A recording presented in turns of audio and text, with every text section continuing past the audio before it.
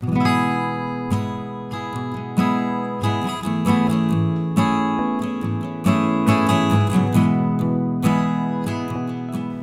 Epístola de Pedro, capítulo 1. Enquanto você vai localizando, eu vou fazendo uma breve introdução à epístola. Irmãos, essa epístola, ela tem o seguinte contexto. O apóstolo Pedro escreve à igreja que passava por um tempo de perseguição e sofrimento. Irmãos nossos estavam dispersos por causa dessa perseguição, por causa desse sofrimento. E entre as coisas que um cristão no primeiro século ali experimentava, e era o contexto desses irmãos, estava também, muitas vezes, a perda de um emprego ou de uma condição social determinada por conta da sua fé. E diante dos muitos problemas, das muitas circunstâncias adversas, o apóstolo Pedro então escreve à igreja com o propósito de encorajar os irmãos na fé. Se você der uma olhada no texto comigo, quero te convidar a fazer a leitura dos 2 primeiros versos primeiro. Você vai ver que Pedro escreve, está assim o texto: Pedro, apóstolo de Jesus Cristo, aos eleitos, que são forasteiros da dispersão no Ponto, Galácia, Capadócia, Ásia e Bitínia, eleitos segundo a presciência de Deus Pai, em santificação do Espírito, para a obediência e a aspersão do sangue de Jesus Cristo. Graça e paz vos sejam multiplicadas. Então, quando nós olhamos para essa introdução, nós vamos ver que Pedro está escrevendo para as igrejas na Ásia Menor, o que hoje é atualmente a Turquia, e naquele tempo, então, esses irmãos estavam dispersos nessa região por conta da sua fé. E é interessante, irmãos, qual é a conexão que eu quero fazer? Nós vivemos nos nossos dias um tempo aparentemente um tempo de mudança. Nós gozamos durante algum tempo de certa tranquilidade para exercermos a nossa fé. Mas essa tranquilidade, ela não foi aquilo que a igreja experimentou ao longo da história. Ser cristão ao longo da história significava enfrentar oposição, perseguição e consequências por causa disso. Desde o princípio, Jesus deixou muito claro, quando ele chamou discípulos, que havia um custo no discipulado. Há umas semanas atrás eu preguei aqui às 7h30 e disse, citando o livro O Custo do Discipulado, do pastor Jonas Madureira, que ele apresenta ali 3 demandas do discipulado. O discipulado demanda um certo tipo de amor. Jesus diz que ele deve ser amado mais do que qualquer outra coisa. O discipulado demanda um certo tipo de sofrimento. Ser discípulo de Cristo significa estar disposto a sofrer por causa dele, por causa do seu nome. E essa é uma realidade que a grande maioria dos cristãos ao longo da história tem experimentado, ainda que nós venhamos de um momento, digamos assim, de relativa paz para a expressão da nossa fé no mundo ocidental. E o terceiro custo ali é que o discipulado, ele também tem como demanda um certo tipo de desapego. Jesus diz que é necessário renunciar às outras coisas. Não é que o discípulo não possa possuir bens, mas é que o discípulo não pode ser possuído por eles. O discípulo precisa ser desapegado dessas coisas, entendendo que a maior dádiva que ele recebeu é o Evangelho de Jesus Cristo. O Evangelho é a pérola de grande valor. E nós então somos chamados, desde o ensino de Cristo, lá em Lucas, capítulo 14, a entendermos essa verdade. E quando nós aqui chegamos então, na epístola de Pedro, esses irmãos estão agora experimentando isso na carne, experimentando isso em sua realidade. E nós, irmãos, não estamos muito diferentes disso. Nós, depois dessa pandemia, experimentamos uma realidade de transformação. E uma delas envolve a igreja. Não sei se você tem percebido, mas a nossa sociedade tem cada dia mais se tornado, aqui eu estou generalizando, é claro, mas a gente tem visto uma oposição à fé. Por exemplo, essa semana eu li uma matéria que trazia a informação de que em mais de um estado americano, escolas proibiram a presença de Bíblia na sua biblioteca. Há pouco tempo atrás, os Estados Unidos eram vistos como a grande nação cristã do mundo, a grande nação protestante. Aliás, isso já foi inclusive problema, porque muitas vezes associavam a questão geopolítica americana à fé cristã. E muitas vezes aqueles que discordavam da maneira como eles faziam guerra ou algo do tipo, diziam, está vendo o que os cristãos estão fazendo? E nós estamos vendo agora uma América completamente diferente. Essa realidade, irmãos, está muito perto de nós.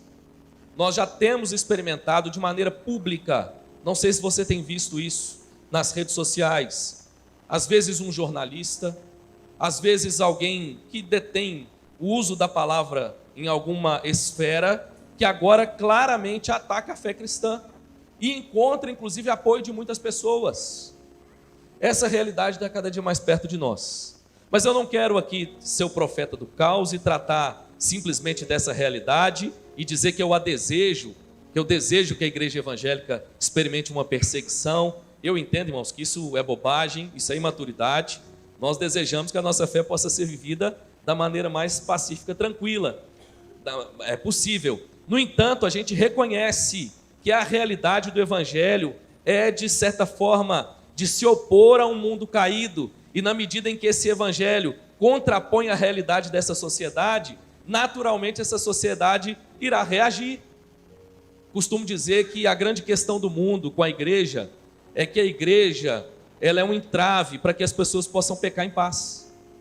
Nós somos um lembrete para a sociedade de que existe um Deus Criador. E esse Deus Criador deixou uma palavra e que essa palavra norteia a maneira como se deve viver. E na medida em que as pessoas contemplam isso na igreja, isso gera incômodo, isso gera desconforto. Ou essa mensagem nos desafia e nós nos comprometemos com ela, não tem jeito. Há uma necessidade de posicionamento, ou nós nos oporemos a essa mensagem. Então, irmãos, essa é uma realidade que está diante de nós. Entendo eu que essa epístola se torna, então, muito importante devido a essa realidade. E não só essa, como também as realidades particulares que nós enfrentamos. Essa epístola é uma epístola que traz encorajamento para a igreja do Senhor Jesus. E diante dos dilemas, das circunstâncias que nós vivemos, ela também serve para nos instruir, para nos encorajar, para que tenhamos a perspectiva correta acerca da vida, acerca da nossa jornada. O que mais podemos dizer acerca dessa introdução da epístola? Nós temos aqui Pedro, dizendo que ele escreve aos forasteiros da dispersão. A palavra que aqui aparece, ela pode também ser traduzida como exilado ou peregrino. Ela é um lembrete para nós, irmãos, que nós não somos, em última instância, cidadãos desse mundo. Claro, temos uma cidadania terrena, e como cidadãos desse mundo, nós temos alguma responsabilidade e alguns privilégios, mas em última instância o convite é para reconhecer que é uma realidade mais ampla. Há um reino, segundo as Escrituras, que se sobrepõe ao reino dos homens, e nós somos cidadãos desse reino. Nós precisamos nos lembrar dessa realidade. Nós, nesse sentido, não somos naturais, mas ao mesmo tempo não somos turistas. Nós não estamos aqui simplesmente de passeio ou a passeio.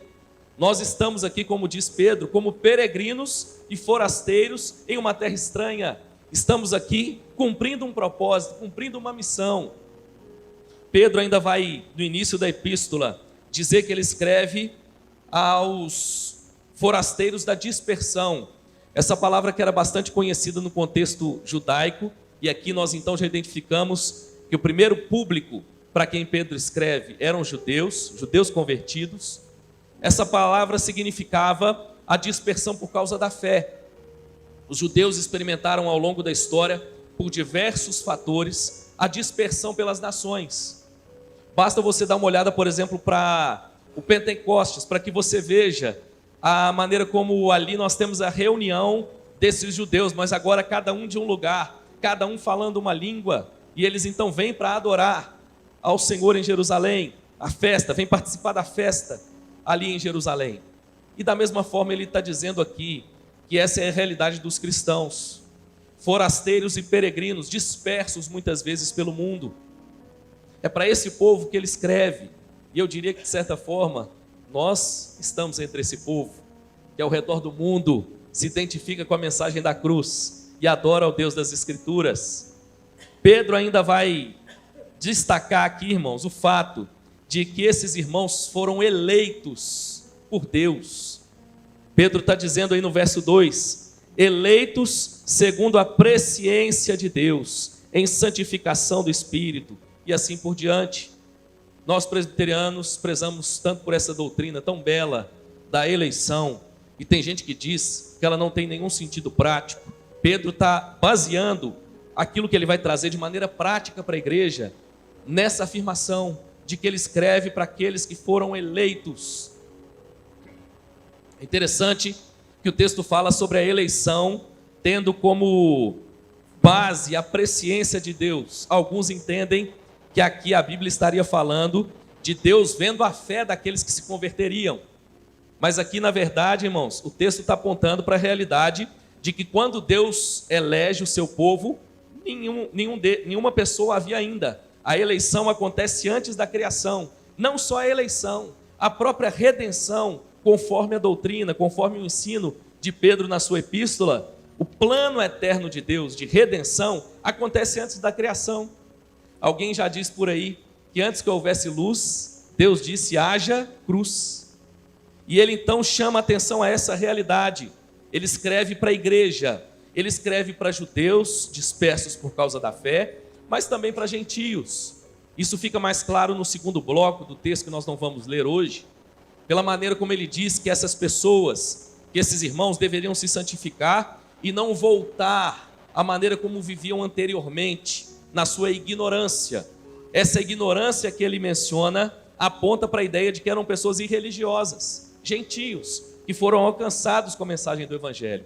Enfim, irmãos, nós podemos perceber que há um corte amplo aqui na epístola, e que nós, inclusive, podemos nos identificar dentro desse corte, como o povo para quem essa mensagem foi destinada.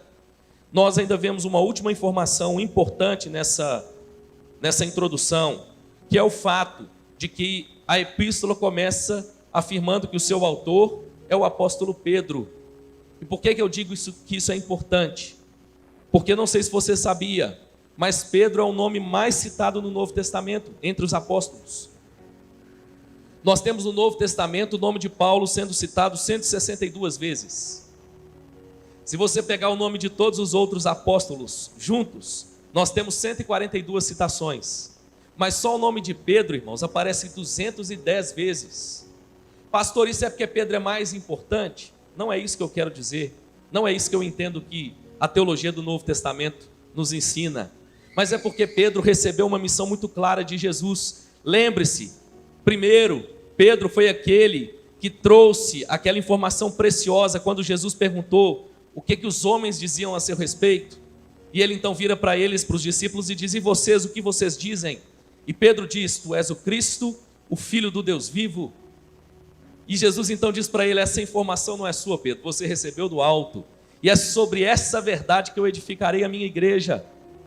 No entanto, passado algum tempo, nós ouvimos que Pedro nega a Jesus por ocasião do momento em que ele é traído. Mas Jesus vai atrás de Pedro. Jesus busca novamente a Pedro. Jesus pergunta a Pedro: Pedro, você me ama? Mas junto com essa pergunta e a resposta positiva de Pedro, Jesus então o comissiona e diz: Pedro, apacenta o meu rebanho, apacenta os meus cordeiros, apacenta a minha igreja. E conforme nós ouvimos lá em Lucas 22, 32, essa vocação, irmãos, era para que Pedro fortalecesse a fé dos irmãos.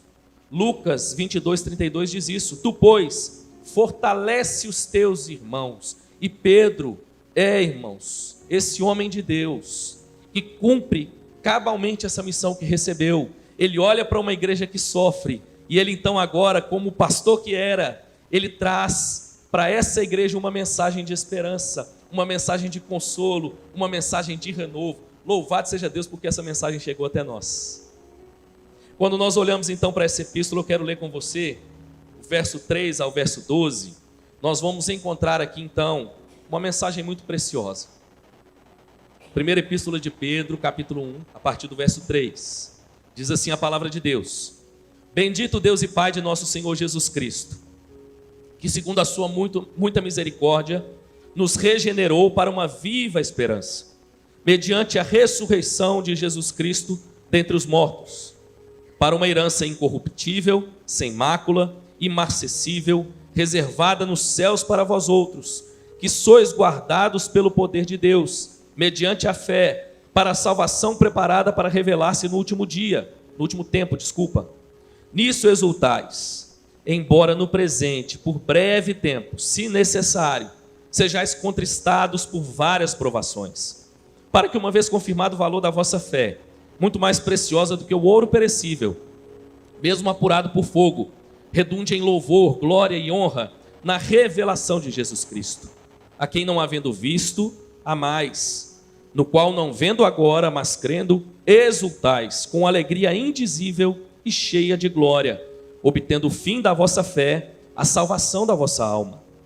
Foi a respeito desta salvação que os profetas indagaram e inquiriram, os quais profetizaram acerca da graça a vós outros destinada, investigando atentamente qual a ocasião ou quais as circunstâncias oportunas indicadas pelo Espírito de Cristo, que neles estava, ao dar de antemão testemunho sobre os sofrimentos referentes a Cristo e sobre as glórias que o seguiriam.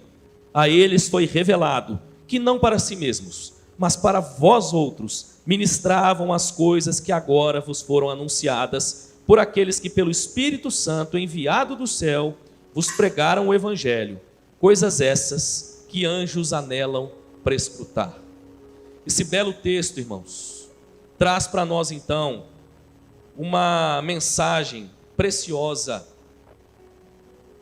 Ela nos faz pensar e refletir acerca daquilo que é o mais importante. Diante da dor e do sofrimento, é natural que nós façamos esse tipo de reflexão. Diante da perseguição, da oposição, é natural que a gente faça esse tipo de pergunta. Vou te dar um exemplo. Veio a pandemia, as igrejas fecharam e nós, pastores, nos perguntamos: o que é essencial na trajetória da igreja?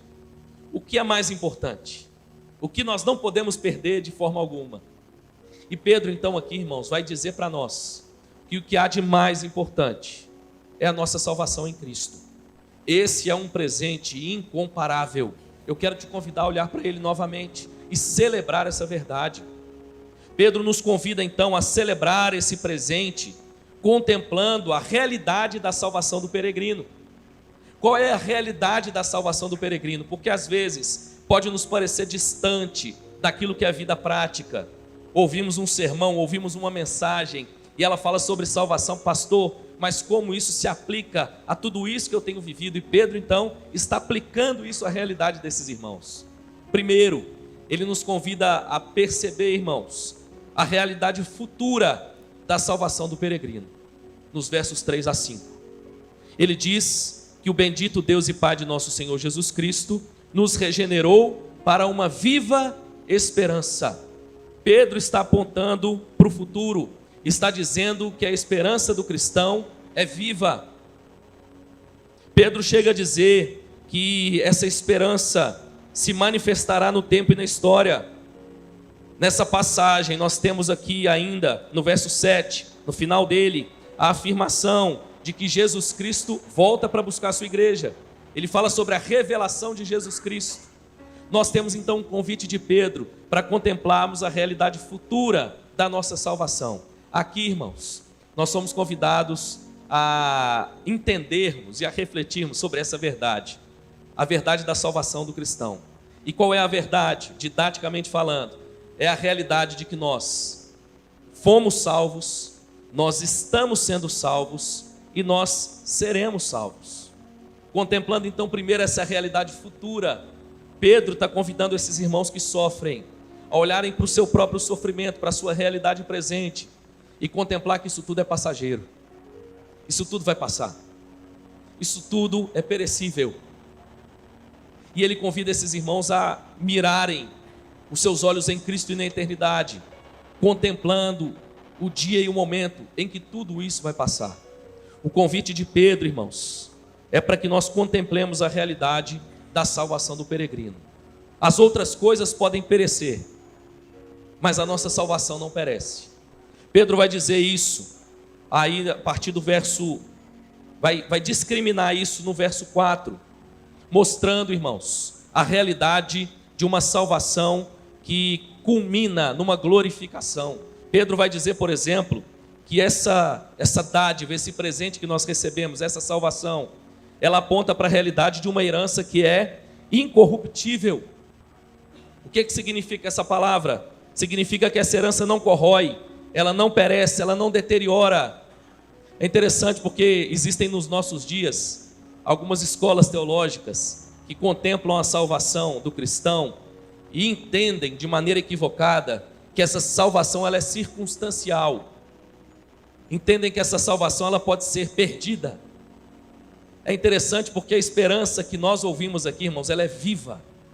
Ela é uma esperança que não perece. Como diz Pedro aqui, ela é uma herança incorruptível. Ele diz mais, sem mácula. A palavra aqui significa limpa, sem sujeira ou contaminação que possa levar à deteriorização. Pedro está defendendo aqui, irmãos, que a nossa salvação, ela não é contaminada, ela não é permeada de sujeira. Louvado seja Deus, irmãos, inclusive da nossa sujeira. Ela não depende de nós. Não somos nós que garantimos o nosso futuro. O nosso futuro é garantido em Cristo. É isso que Pedro está dizendo. E diante da realidade do sofrimento, precisamos resgatar no nosso coração essa perspectiva. Ele ainda vai dizer que essa herança, ela é imarcessível. Essa palavra que costumo dizer, tão distante do nosso vocabulário hoje, significa inalterável. Ela não murcha. É interessante, irmãos, porque nós mudamos tanto, não é? Esses dias eu atualizando o álbum de fotografias da família, eu vi algumas fotos minhas, e eu confesso que até eu às vezes fico olhando e falo, será que isso sou eu mesmo? Eu mudei tanto, irmãos, a começar da aparência. Mas a gente muda de diversas maneiras. Que Deus nos dê a graça de mudar para melhor, em nome de Jesus. Mas olha que bonito, irmãos, a Bíblia diz que o nosso Deus não muda. O nosso Deus é imutável, e assim como Deus é imutável, a nossa salvação também é, porque a nossa salvação não depende de nós, a nossa salvação não está repousada sobre os nossos ombros, mas sobre os ombros de Cristo. Então ela é imutável. Pedro ainda vai dizer que ela é reservada nos céus para vós outros. O que isso significa? Há uma garantia dessa salvação. Ela é guardada pelo poder de Deus. Pedro defende, irmãos, que essa salvação, ela não é por uma causa meritória, mas ela é fruto de uma fé que não é do homem, mas que ele recebe de Deus. Enfim, resumindo, nós somos convidados a perceber, irmãos, que nós recebemos de Deus um grande presente. E esse presente, irmãos, Ele não vai retirar de nós. Esse presente Ele não vai pedir de volta. Diante da dor e do sofrimento, diante da perseguição e da oposição, diante de um mundo caído, irmãos, nós precisamos resgatar a alegria que é fruto desse entendimento, de que nós podemos olhar para o futuro e olhar com esperança e alegria, porque o futuro que nos aguarda, irmãos, diz as Escrituras, é o futuro de uma igreja vencedora. Louvado seja Deus por isso. Os últimos tempos têm trazido muita incerteza para as pessoas, muita desconfiança, muito temor, principalmente quando contemplamos cenários como políticos, econômico e assim por diante. Mas, meu irmão, como eu disse lá no início, a minha intenção não é pintar o caos, assim como não é do apóstolo Pedro. É exatamente o contrário. É te lembrar que a história foi escrita por Deus e o final da história já foi escrito. E no final da história nós vencemos. Louvado seja Deus por isso. Precisamos contemplar, irmãos, a realidade dessa salvação que nós já recebemos, mas contemplá-la em relação ao futuro. Oscar Wilde disse certa vez o seguinte: o que nos parece ser uma amarga provação, muitas vezes é uma bênção disfarçada. Ele está dizendo que nós podemos olhar para a nossa realidade de sofrimento e perceber que em meio àquele sofrimento, o nosso Deus pode estar usando isso tudo para o nosso benefício.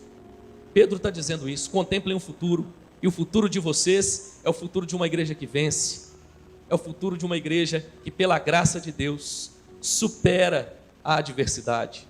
Pedro, então, nos convida, em segundo lugar, a contemplar, irmãos, a realidade presente da salvação. Está aí a partir do verso 6 a 9. E qual é a realidade que nós podemos experimentar hoje, no tempo presente? Pedro diz: nisso exultais, embora no presente, por breve tempo, se necessário, sejais contristados por várias provações. Se num primeiro momento nós contemplamos a realidade futura da nossa salvação, e essa realidade, irmãos, aponta para a glorificação da igreja. Eu contei uma história aqui de manhã que eu quero contar nessa transição, de um pastor conhecido, que certa vez estava em um acampamento da sua igreja, e nesse acampamento houve um momento em que os jovens foram jogar futebol, e havia um jovem cadeirante naquela igreja, e ele se assentou à beirada do campo para assistir o futebol, e aquele jovem então foi trazido e colocado ao lado dele, e ele disse que nunca tinha feito essa relação direta, olhando os jovens correndo, brincando, divertindo, e aquele jovem do lado dele, impedido de participar daquela brincadeira. E ele disse que o coração dele foi ficando amargurado. Meu Deus, que situação triste. Meu Deus, que situação é essa? E às vezes a gente não percebe que as circunstâncias vão nos amargurando, e de repente a gente olha para o sofrimento, e a gente começa, inclusive, pode correr o risco de descrer de Deus, de questionar a Deus, de se incomodar em relação ao que está acontecendo, e dizer que de repente veio um insight na mente dele. E ele olhou para aquela realidade e entendeu que há uma grande esperança para aquele jovem. Ainda que a realidade hoje seja tão cruel, irmãos, tão difícil, o único lugar onde ele encontra esperança é no Evangelho, porque o Evangelho diz que no último dia todas as coisas serão restauradas. Nós haveremos de ver, se Deus quiser, esse pastor e esse jovem celebrando na presença do Senhor a restauração final sobre aquele problema, aquela enfermidade que o acometeu em vida. Ou seja, irmãos, alguns problemas nós empreendemos, nós lutamos e nós, pela graça de Deus, vencemos aqui, mas alguns nós não vamos vencer. Nós os levaremos para o nosso túmulo. Mas isso não é motivo para desesperança, porque quando nós olhamos para a realidade futura da salvação, nós contemplamos uma igreja glorificada. Em segundo lugar, quando nós olhamos para a realidade presente da salvação, nós percebemos que nós estamos salvos, e que isso significa que há um processo que Deus iniciou em nós, como nós ouvimos aqui no início do culto, e que Ele mesmo, irmãos, continua realizando e levará a cabo, como nos promete a palavra de Deus, chamado santificação. E como é que Deus faz isso? Pedro vai nos exemplificar aqui, irmãos, mostrando que nós já recebemos para o presente uma fé preciosa. Não sei se você já parou para pensar, mas essa fé tem a ver com o presente. A fé é a certeza de coisas que nós não vemos. Lá nós o veremos face a face. E como é que Deus então usa essa fé hoje, no presente, em nosso favor? Pedro vai nos dar o exemplo aqui. Ele diz que essa fé nos capacita a nos alegrarmos, mesmo diante da dor e do sofrimento.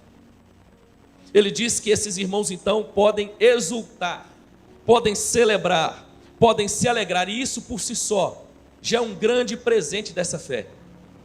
Alguém que contempla uma realidade difícil, mas o seu coração permanece alegre e em paz. Irmãos, isso só acontece de maneira sobrenatural. O homem não consegue produzir isso. A nossa alegria que nós produzimos, ela é circunstancial, ela é passageira, ela depende daquilo que está ao nosso redor. Mas a alegria que nós recebemos pela graça de Deus e pelo Evangelho, irmãos, é uma alegria que está acima e além das circunstâncias. Pedro ainda vai dizer, irmãos, a partir do verso 6, de maneira muito clara, que o sofrimento, ele não só não empalidece a alegria da salvação, como ele trabalha em favor dessa salvação que nós recebemos, em favor das nossas vidas. No verso 6 ele vai nos mostrar, por exemplo, que as provações elas são pedagógicas. Olha o que ele diz: nisso exultais, embora no presente, por breve tempo, se necessário. O que ele está dizendo? Que essas provações, essas lutas, elas não são fruto do acaso, mas elas são fruto de uma necessidade. E que necessidade é essa, pastor? É justamente o plano de Deus de trabalhar em nós, para trabalhar através de nós. Muitas vezes nós não enxergamos, não entendemos aquilo que nós enfrentamos, mas precisamos contemplar, irmãos, que no meio disso tudo há um Deus que tem propósito, inclusive nessas coisas. Pedro ainda vai dizer no verso 6, que as provações elas são variadas. Ele diz, por exemplo, que a expressão que ele usa aqui é várias provações, mas como eu disse aqui logo às 7h30, a expressão que aqui aparece, ela traz a ideia de várias cores. Você já experimentou um dia mais cinzento na sua vida? Guarde isso no seu coração. As provações são assim, elas têm cores diferentes, mas louvado seja Deus, elas fazem parte de um quadro maior. Stênio Marstos tem uma música que eu acho muito bonita, chamada O Tapeceiro. Nessa música ele relata aquela realidade que talvez você já tenha contemplado, de alguém construindo um tapete, e aquela criança que de repente contempla de baixo para cima, e olha para o tapete, e vê as linhas desconexas, as cores aparentemente desconexas, e fica incomodado com o que vê. De repente olha e fala, mas essa cor aqui não precisava estar aqui, podia arrancar essa cor aqui, não faz sentido. Mas na medida em que ele contempla de cima para baixo, ele vê aquela obra de arte, e vê que cada cor está no seu devido lugar, para compor um quadro, que foi muito bem pensado, por quem compôs essa peça de tapeçaria. Esse irmão então na sua canção, ele diz que Deus é o grande tapeceiro, que tece a nossa vida, às vezes com cores que nós não curtimos muito, porque contemplamos em outra realidade. Mas nós, irmãos, entenderemos na dinâmica de Deus a realidade das cores por Ele escolhidas para a construção de nossa história de vida. Ele ainda diz, irmãos, que essas provações são dolorosas. Está aí no verso 6. Nisso exultais, embora no presente por breve tempo, se necessário, sejais contristados por várias provações. Ele diz que há uma alegria que nós podemos experimentar mesmo no meio do sofrimento, mas isso não significa que nós não possamos entristecer. Isso não significa, irmãos, que nós não possamos experimentar a realidade da dor e do sofrimento. É muito bonito, quando eu leio essas coisas, eu me lembro, irmãos, de uma passagem específica do livro de Jó, em que uma das perguntas que são dirigidas a Deus é: acaso tens tu olhos de carne para que veja? Há uma passagem no Evangelho onde eu encontro a resposta. Jesus tinha um amigo chamado Lázaro.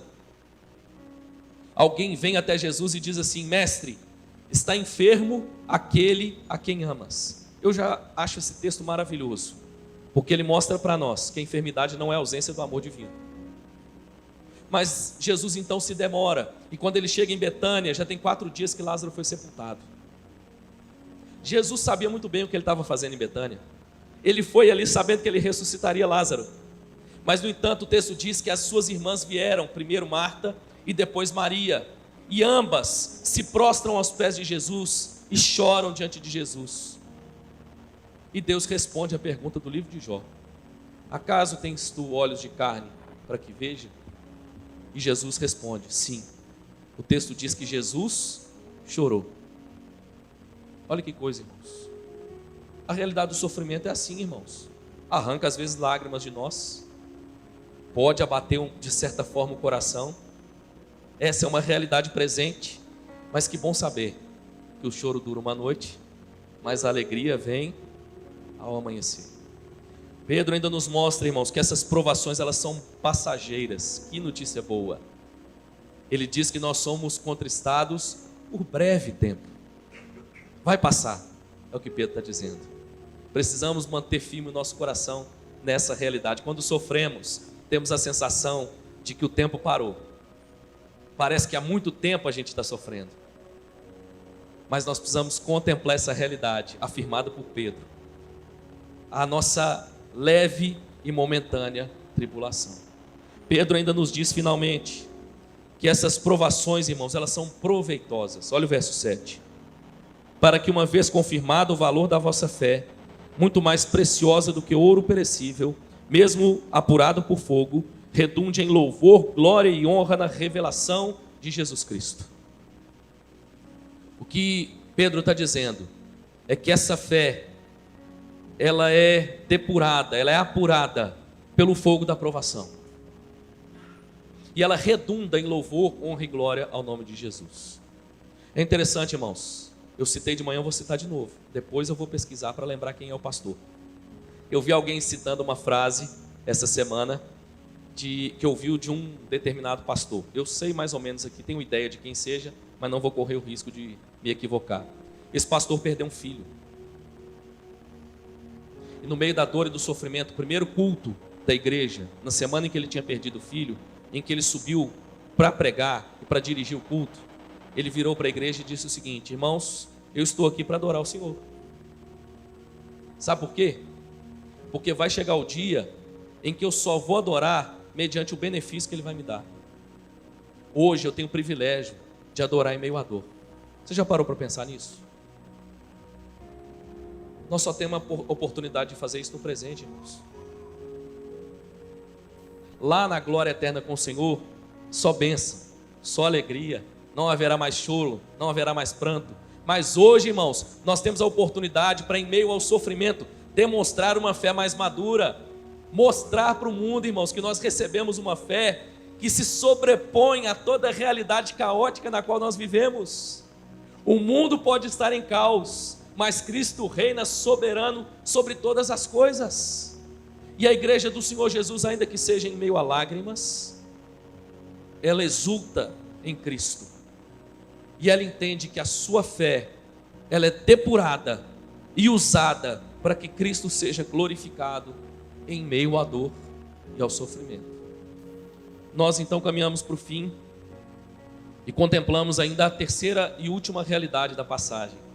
Pedro nos convida, irmãos, a contemplar a realidade futura, a igreja sendo glorificada. Ele nos convida a contemplar a realidade presente. Nós então ouvimos sobre o trabalhar de Deus em nós, mas nós somos finalmente convidados a contemplar a realidade passada da nossa salvação. Se você der uma olhada nos versos finais, a partir do verso 10, Pedro vai dizer que essa salvação foi anunciada pelos profetas. Eles indagaram, inquiriram e profetizaram acerca da graça destinada a vós outros. Ele vai dizer, irmãos, que esses homens foram usados por Deus para investigar atentamente a ocasião, as circunstâncias oportunas, indicadas pelo Espírito Santo, está aí no verso 11, que neles estava ao dar de antemão testemunho sobre os sofrimentos referentes a Cristo e sobre as glórias que o seguiram. Para pensar nessa realidade. Ele está dizendo que os profetas olhavam para frente e pela fé eles contemplavam o Cristo que sofreria, mas contemplavam também a vitória de Cristo sobre o sofrimento. E nós agora temos o privilégio de olhar para trás, irmãos, e perceber que isso tudo se cumpriu. Então, na medida em que nós contemplamos o passado, na medida em que nós olhamos para trás, nós percebemos que o nosso Deus é o Deus que se move no meio da história humana. E Ele cumpre cabalmente os seus propósitos na história humana. Quando nós olhamos para essa realidade passada, irmãos, nós nos lembramos que a vitória da igreja e a salvação da igreja já foi consumada no Calvário em Cristo Jesus. Ele morreu por nós, seu corpo foi partido, seu sangue foi derramado. E hoje nós podemos celebrar a nossa salvação em Cristo Jesus. Contemplamos, irmãos, um plano eterno. Nosso Deus tem um plano eterno. E esse plano se cumpre perfeitamente no tempo. Gálatas 4:4, por exemplo, vai dizer que Cristo veio na plenitude dos tempos. Ele não veio nem uma hora antes ou uma hora depois. Ele não veio nem um dia antes ou um dia depois. Se alguém falar com você assim, você já parou para pensar como seria se Jesus viesse hoje? Não, não há essa possibilidade. A plenitude do tempo era lá. Da mesma forma, irmãos, nós podemos nos alegrar em perceber que Ele continua atuando na história e Ele virá buscar a sua igreja no tempo exato em que Ele há de vir.